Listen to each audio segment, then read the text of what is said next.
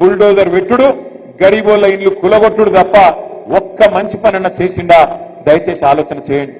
ఇక్కడికి వచ్చిన మిత్రులను, ఈరోజు పార్టీలో చేరుతున్న మిత్రులను నేను ఒక్కటి కోరుతా ఉన్నా. మనం ఇవాళ కొట్లాడుతున్నది అధికారం కోసం కాదు. మనం కొట్లాడుతున్నది మన కొత్తవేం కాదు అధికారం. 10 ఏళ్ళు అధికారంలో ఉన్నాం. కానీ ఇవాళ కష్టపడి సాధించిన తెలంగాణ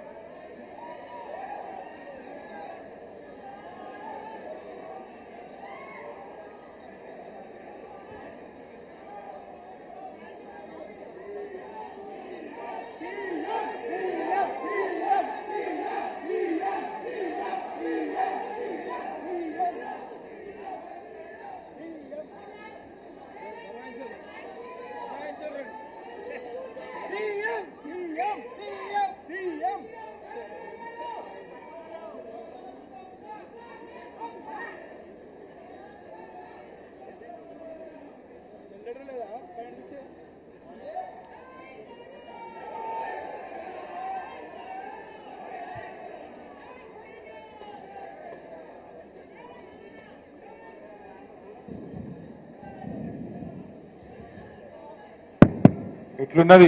కాంగ్రెస్ పాలన ఇట్లున్నది, ఒక ఇట్లున్నది. పొద్దున పూట ఎండాకాలంలో కరెంట్ ఉన్నది, తెల్లారి 3టికే ఫ్యాన్ బంద్ అవుతుంది, బయటికి పోదామంటే దోమలు. ఈ రోజు పరిస్థితి ఎట్లా ఉందంటే నిజంగా కూడా హైదరాబాద్ లో ఎవరన్నా సంతోషంగా ఉన్నారంటే ఇద్దరు సంతోషంగా ఉన్నారు. ఒకటి దొంగలు, రెండోది దోమలు. వీళ్ళిద్దరే సంతోషంగా ఉన్నారు. భూములు దోసుకునే దొంగలు, కాంగ్రెస్ దొంగలు హైదరాబాద్ చుట్టూ అడ్డమైన కార్యక్రమాలు చేసుకుంటూ ఇవాళ భూముల మీద పడ్డారు.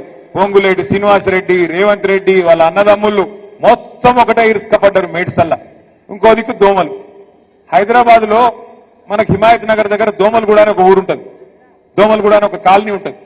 నేను మొన్న అందుకే అసెంబ్లీలో చెప్పిన, మీరు మొన్న రేవంత్ రెడ్డి గారు మొన్న ఈ మధ్యన మీరు మన్మోహన్ సింగ్ పేరు మీద ఒక రోడ్డు పెట్టినవాట, డొనాల్డ్ ట్రంప్ పేరు మీద ఒక రోడ్డు పెట్టినవాట.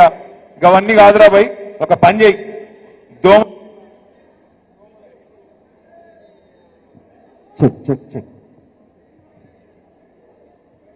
అవన్నీ కాదు, ఒక పని చెయ్యు, దోమల గుడ లెక్కనే దోమల హిల్స్, దోమల బాదు, దోమల గుట్ట, దోమల గూడ ఇట్లనే పేర్లు పెట్టి తప్ప నీ కనీసం దోమల మంది కూడా కొట్టే తెలివి లేనోడివి నువ్వేం చేస్తున్నావు ముఖ్యమంత్రి అని చెప్పి మొన్న శాసనసభలో కూడా అడిగిన. మీరు చూస్తా ఉన్నారు అన్ని విషయాల్లో. ఆయన ఒక్కటే ఆలోచన చేస్తున్నాడు రేవంత్ రెడ్డి గారు, ఎట్లన్నా చేసి మనను బదనాం చేసి కేసీఆర్ అప్పుల పాలు చేసిండని, ఇంకోటి చేసిండని తప్పించుకుందామనే ప్రయత్నం.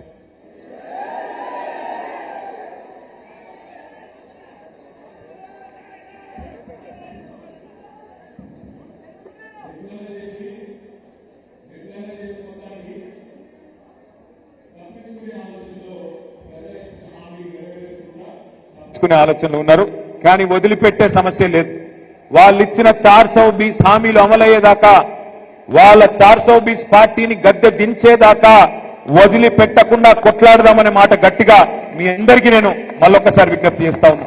ఇంకొక పార్టీని కూడా మనం కంట కనిపెట్టుకొని ఉండాలి. ఇవాళ భారతీయ జనతా పార్టీ వాళ్ళు కేంద్రంలో అధికారంలో ఉన్నారు.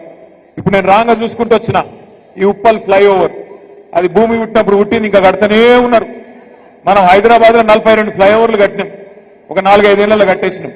వీళ్ళు అది కేంద్ర ప్రభుత్వ ప్రాజెక్ట్, అది మేము కడతాం రాయి అంటే కాదు మేమే కడతామని తీసుకున్నారు.